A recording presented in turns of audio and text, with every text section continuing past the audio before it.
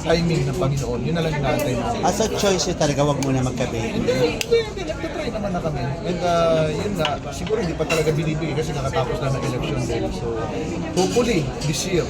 Opo. Hopefully this year. Opo. AJ, hindi ko lang po natanong kanina. Sa totoong buhay ng bata-bata ka, nag-membro ka ng FRAG? Ay, hindi po. Never.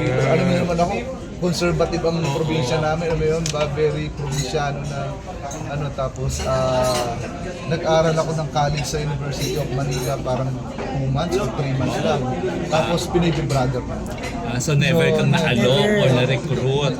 Kung ni-recruit ka, sasali ka? Siyempre pag-aaralan ko muna mabuti kasi kung ano ba yung mga sinusunod yung mga bylaws nila na hindi naman pwede yun na o sali na ako, paluin mo na ako, okay na yun. Hindi naman ganun, di ba? So, ba't ako magpapakapang ng ganun? Tapos aware kayo may mga nababalit na nangyayari kasi may nabugbog, na ospital na nag-member, ano ba doon, namatay? Oh, well, siguro abuse or minsan siguro ayaw ko namang pamunahan sila pero siguro tao lang din naman yung iba dyan na yun nga, nasobrahan na abuso. Mga ganun siguro. Hindi ko lang. Malungkot. At sana yan ang masolusyonan din ng ating mga legislators. Wala pa bang batas dyan? Ay, no, hindi ko pa. Pero siguro nga, at saka siguro yung awareness din ng mga magulang na dapat hindi lang to basta yung sa batas din ng ating siguro batas na hindi lang sa batas ng Diyos, sa batas ng ating mga ng ating bansa, siguro batas ng tao, siguro sa batas din ng magulang para sa kanilang mga anak. Dapat umiiral din sila. Thank you. Tumakbo ka ulit, dali mo kami sa Puerto Galera, no? Di ba hawak mo yun? Kahit sa Pola, maganda sa Pola. Oo, Pola din. Ito na bahay ko, wala pinamalaya. Thank you, AJ. Sa Pola dati. Ano lang reaction mo yung nangyari yun sa atin? Ilang dati ka na? Saan na siya? Ano nangyari? Wala na sila ngayon. Siguro, siguro ganun talaga. Hindi match made in heaven. Sino ba naman tayo para pangunahan yun? Minsan kasi talaga, may mga times sa buhay mag-asawa na hindi talaga nagma-match at maraming mga conflict. So, hindi ko makapag-comment na talaga. Well, hindi naman. Sure relationship with Leading man, Gina Liga, mga kabataan day, special something, hindi nagkaroon ng okay na ako, ikaw naman. Ay, isang shot lang ang picture. Tapos na siya, yung sabihin. May picture lang kayo isa lang. One more. Picture din ako na. Thank you. Okay.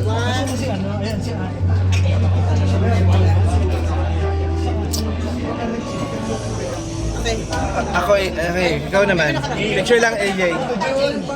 A few question lang. Nauuso yung reunion project ng mga dating mga ka-love team. At isa yan si Erich, di ba? Na nakasama mo.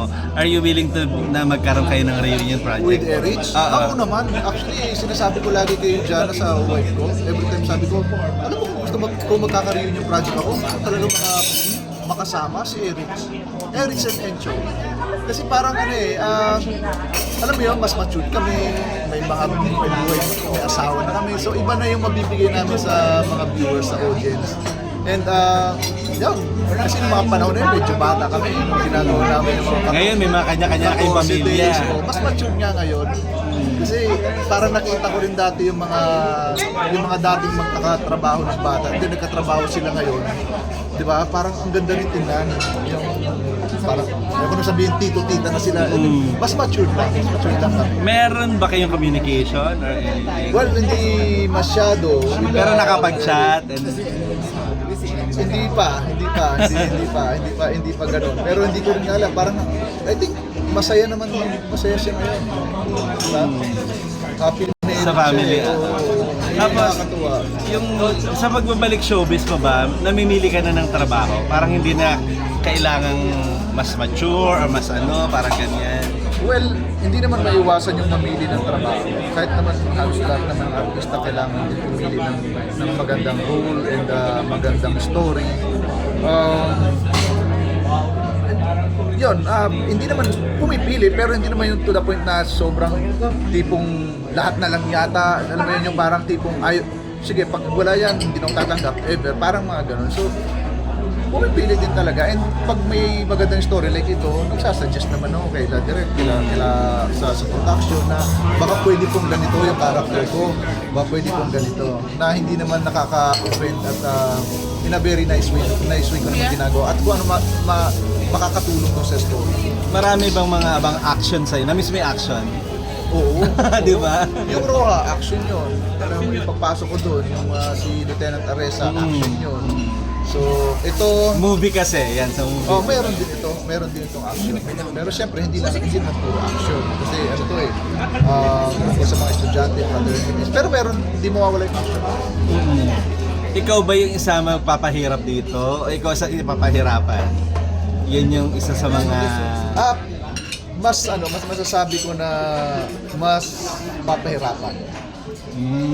Mas papahirapan siya. Unless nga, bangunin nila, pero mas papahirapan. How do you prepare for the role? Well, siyempre, medyo- research. Actually, yung binigay ni Direk sa aking script last week, pagdating ko dito kanina, sabi niya, kanina bago papunta tinawagan ako, sabi niya, hindi, palit yun, revision sa lahat. Sabi ko lahat ng binasa ko, tapon lahat pala direct. So, ngayon, hindi ko pa nababasa. Eh, siyempre nga, yung research, manunood din ako, magbabasa din ako kung ano talaga yung nangyayari sa Nangyari. game scene, sa protagonist. Yun lang naman. First time ba to work with Cheryl? First time. Water lang. Tsaka yung satay. First time to work with Cheryl? First time. Ate mo siya dito, no? Opo. Sige, thank you.